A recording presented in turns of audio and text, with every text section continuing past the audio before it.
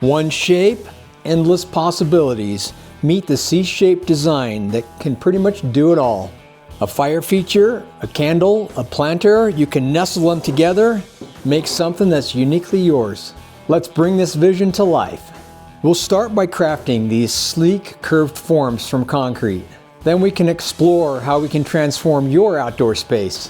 Whether it's a glowing fire feature, a stylish candle, or a unique planter. Let's get started.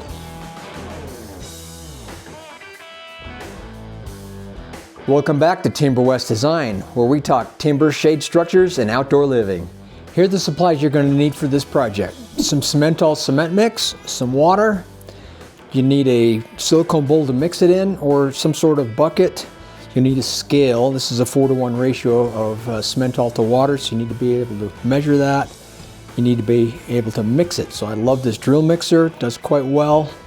From then, we're going to need a mold, some mold release, and then once the project is made, we need some paints and some primers, some spot putty, some sandpaper. That should take care of it. Let's get started. So here's the part we're going to make, this curved shape. We're going to make the first side of the mold over here, second side of the mold, third side, and then we got to make a top. So there's 5 pieces. We're going to pour it this way. This will be the concrete here. Let's send this to the printer.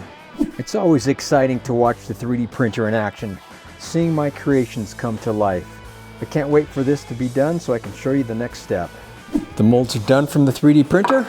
So our next step is to put mold release on here, put some canola oil, spray on here, take a brush, just kind of spread it out evenly. You just want to make sure all the surfaces have a nice light coat. We'll do that on all the components and then we'll start putting it together. So we're just going to make the flanges up, use some 1/4-inch bolts, and what I like to do is just kind of hand tighten these for now.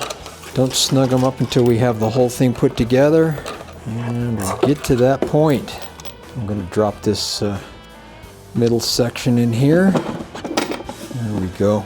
So I've got all the bolts in place. It's now just a matter of snugging them all up. We don't want them too tight, just a little bit snug. I think this is looking good. So my concrete's ready to go.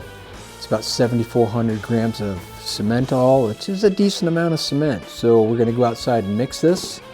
We'll come back and pour it. So here's my water. I'm going to pour most of it, but not all of it in, just so I have a little bit more I can add if needed. We want about pancake batter consistency. So we're just going to take our time and just mix this all up, get the sides, get the bottom. Just make sure we get this really well. All right, here we go. Pour it in, fill it up. Looks like I need to dig out the spatula here. A little thicker than I thought. Scraping at the bottom. We need every last little bit of that. Okay, so we're going to take this thing and just kind of help get this level. As it sets up these bumps, I'm going to take a kind of a metal edge like a concrete tool, and I'll just kind of smooth that off here in a second. But here we go. I think we're ready to pull this thing in about 3 hours, so see you then. Are you struggling to get a good night's sleep? NuCalm is here to help. It's a breakthrough system that's designed to calm your mind and get your body ready for a deep, restful sleep. I use it every night. I put on this blackout mask with these built-in speakers, put it on, and go off into La La Land. I like to use the deepest sleep, the best sleep ever. Click the button, get ready for a great night's sleep. Sleep better, live better. Discover NuCalm today. Okay, it's been about 3 hours. It's cooled off. When the concrete has a mass like that, it creates heat. It's called exotherm. You want that to kind of cool down before we pull. So now we just take a tool or wrenches and loosen things up. This should pull really easy. Just pops right off there. That pops off. Yeah, this is pretty easy pull on this one. Pop that one out and there we go. Here's our curved planter. I'm gonna make another one. They nestle together, so we'll see how it looks. We'll give this a couple of days to dry out, and I will sand all the parting lines. We'll get to that point. So we've let it cure out a few days. So we have what's called a parting line, so we need to sand that down. So I like to take a block whenever possible. Just knock that down with a little bit coarser grit. This is about, I think about 60 grit here.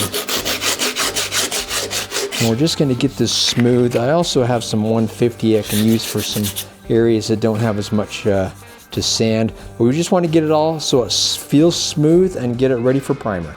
Got the primer on here. There are a few little pinholes and a few little flaws that need to be addressed. So I have this spot putty. I take a glove and just spread that into some of the defects, and we want to just get this nice and smooth so it can be ready for a good paint job. So I'm just going to go through here, touch it up, let it dry, and then we'll sand the whole thing with 150 grit sandpaper. Depending on how it looks, I might prime it one more time. If it looks good, I'll paint it from there. So the paint job's done. I did two different versions. So the first version over here, we did the primer with the spot putty like I showed you previously, and then I top coated it with this material. I think it turned out great. On this one, I love this texture. I use this a lot on different projects. So on this one, this is a 3-step. I did this primer. This fleck does not cover well, so you want an undertone of the color that you kind of want to go with. So I did a white on top of this, and then I did the flecks. That's how I come up with this color. So now they're done. What should we do with them? So I love fire features. Let's make a fire feature out of this one. So I take a can, I spray some high temp paint in here just for cosmetic purposes. And then we can put some of these firestones in here just to kind of center it, make it look nice. You don't need these, but it looks better. Okay, so next, I need to get some fuel. So once you're all done with your stone in here, I use this bioethanol fuel. It works really well.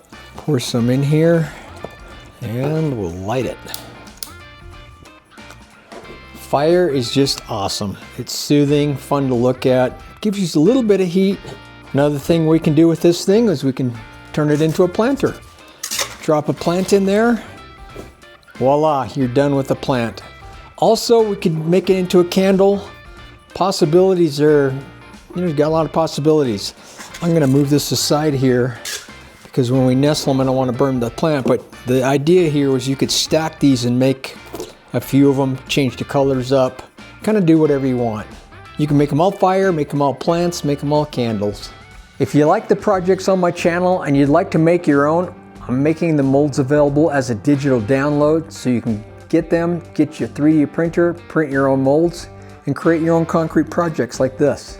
Go to my website at timberwestdesign.com. For a small fee, you can purchase the molds and have fun. From fire to foliage to a simple glowing candle, this design shows that one form can have endless possibilities. What will you use them for? Drop a comment below and let me know. If you've enjoyed this build, be sure to subscribe to see more creative content. We'll see you next time.